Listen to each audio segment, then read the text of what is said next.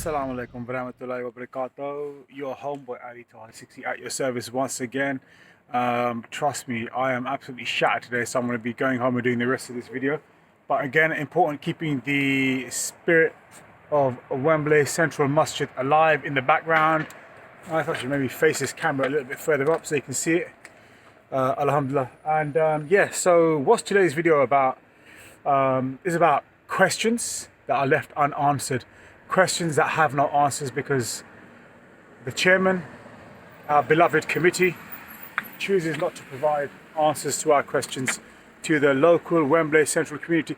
Also going to give you an update on the Somalia Gardo flood appeal that Wembley Muslim community have got together and done.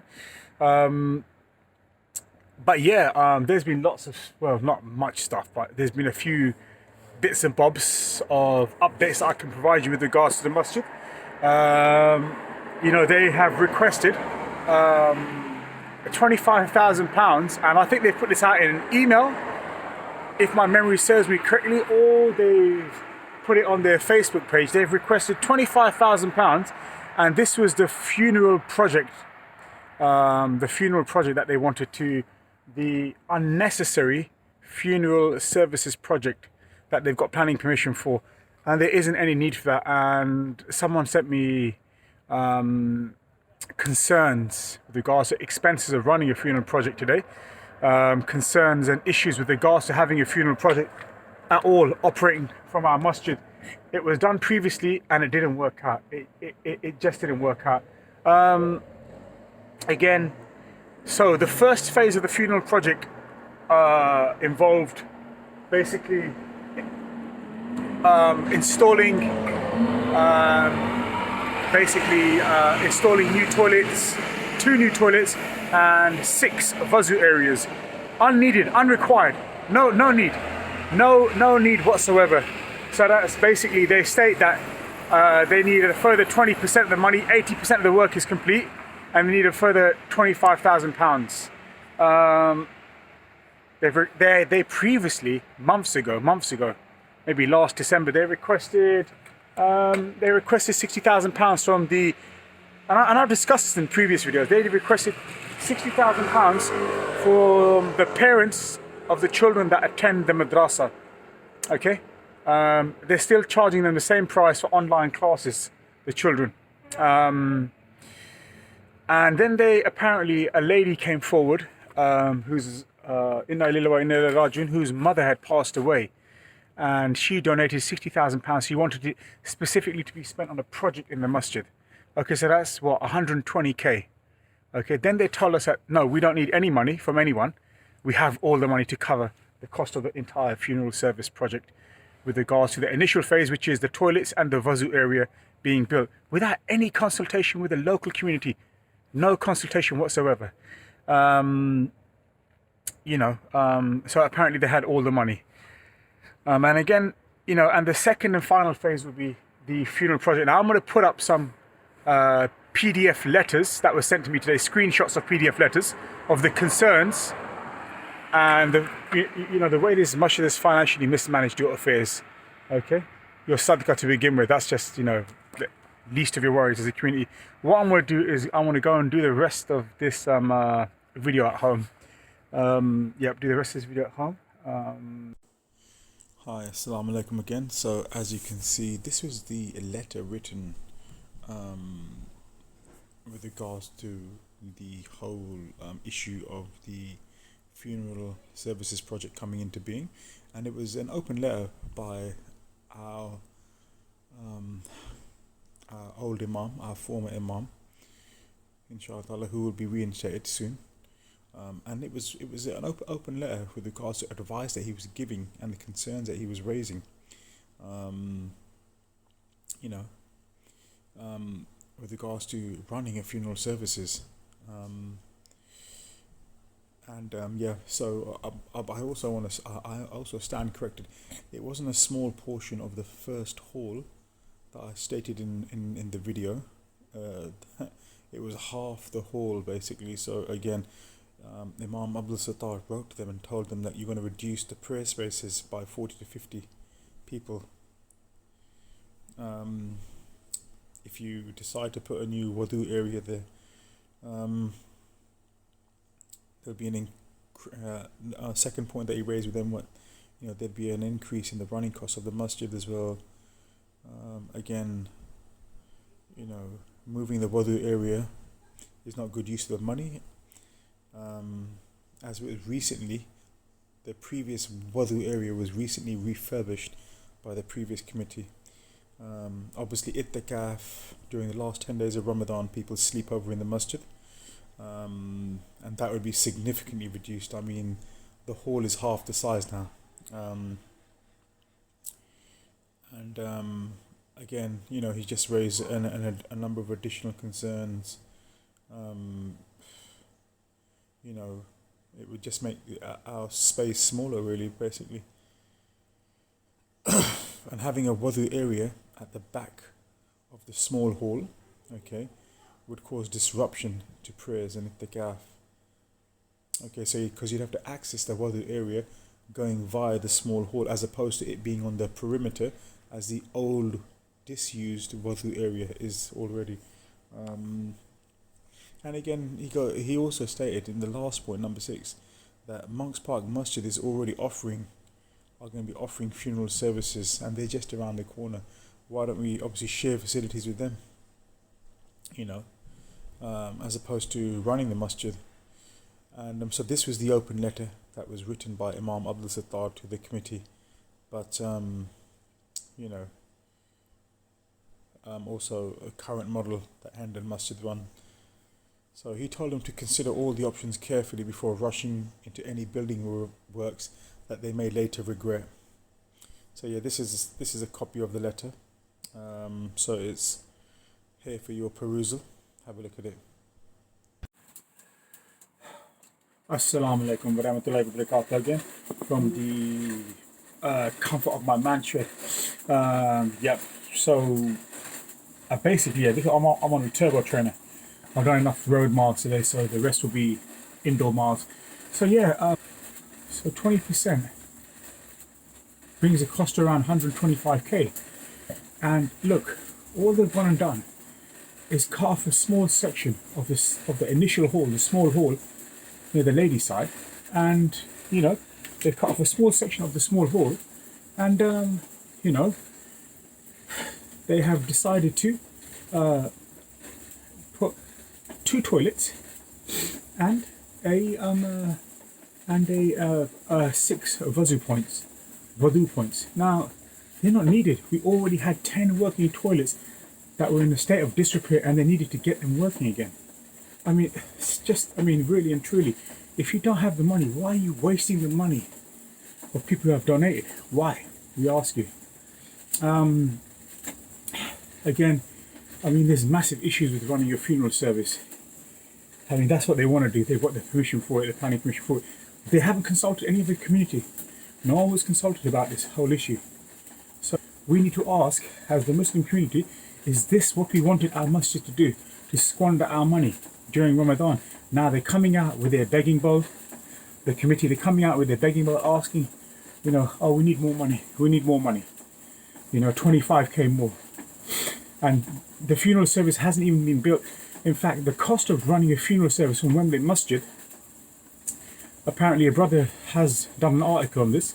He's done some research on this. You need 2 funerals, I think, a week. And here is the other letter that Brother H put together. He doesn't want his name to be obviously disclosed. But yeah, this is really, really interesting. So basically, we can consider this letter as a letter from the concerns the Wembley Muslim community have. Okay. So again, it's written without prejudice to our local masjid. Bless them. And basically there were again concerns and issues that they needed to consider before embarking on this project blindly, which they obviously have gone and done now. In the first point, the brother raised, and he done a fair bit of research with regards to this whole thing. The brother raised that you need a large storage facilities to store various coffins, caskets, zinc-lined coffins, and these things aren't cheap. I had to partake in arranging my nephew's funeral recently. Was it December last year? No, it was January, I think. Yep. And it wasn't a cheap affair at all. It wasn't. It did cost money.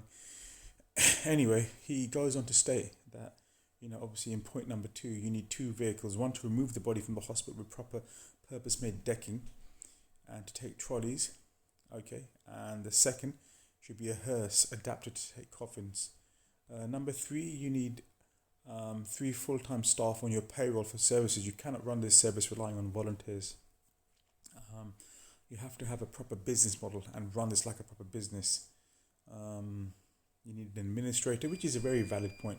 You need an administrator who can make contact with cemeteries for bookings, liaise with the bereaved family, hospital mortuaries, coroner's office. There is a lot of running around. I remember there was, my sister was involved with my nephew's funeral, and my younger brother and my older brother. It was a lot of running around. Plus, you need a separate room, a purpose-made room, so the family members can pay their last respects to the deceased. Apart from all of this, you need cold storage units, yes. And funeral-related equipment: washing trolleys, stretchers, body lifting equipment, hydraulic trolleys, tables, cupboards, many items, which will all cost around £50,000.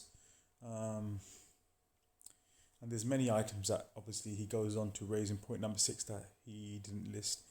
The bold figures: costs, salaries, car maintenance, mortuaries, running costs, annual expenditure can be anywhere in the region of £80,000 to £90,000. And again, he made a valid point here, a valid point. Very circumspect of the brother to make this. To recover the cost, you need a minimum of 2 funerals a week to recoup the expenditure. And he goes on to state that we've seen a few mosques who have started this service and spent over £50,000 in setting up, but have failed. This is because, and we did have this experience, because this isn't the first time we've run a funeral service from our masjid. This is, this is maybe the second attempt, because the intention that volunteers would help.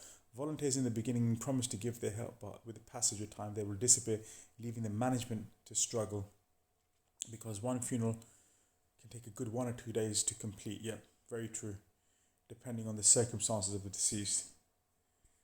And again, he finishes, if you're thinking of starting a funeral service, you seriously consider these points.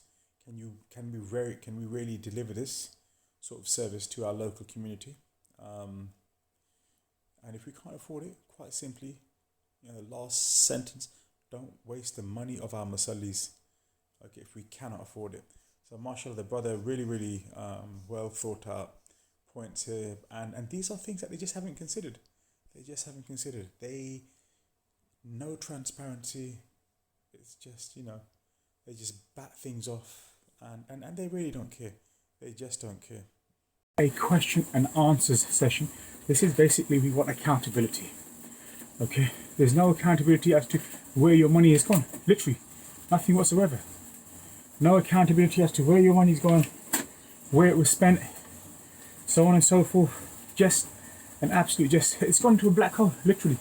Gone to a black hole, subhanAllah. So the second and final phase will be having a funeral service run out of Wembley Central Masjid. The committee, we always like to think that, Shaitan is locked up for 30 days of Ramadan. But essentially, you have to realize that Shaitan is significantly weakened. He doesn't totally go away. And here you have an example of exactly that. So yeah, again, please, there are much more worthy causes than setting up unrequired, unnecessary wudu areas in masjids. And let's be honest, they don't need to. They're not going to be doing any work during this coronavirus lockdown. There's nothing happening out there, literally. Okay, it's unnecessary. It's not an urgent requirement. You're not building a Nightingale hospital, let's be honest. So what's going on is, what they will do is they want to cover the overheads. They want to pay Mubashir. They want to pay the electricity bills. They want to run the 100 CCTVs, cameras that they've got. They've got electricity bills for that as well, I suppose. That's what it is to cover their overheads. But you'll never know, because we don't know where the money's going. We have no idea with regards to where the money's gone.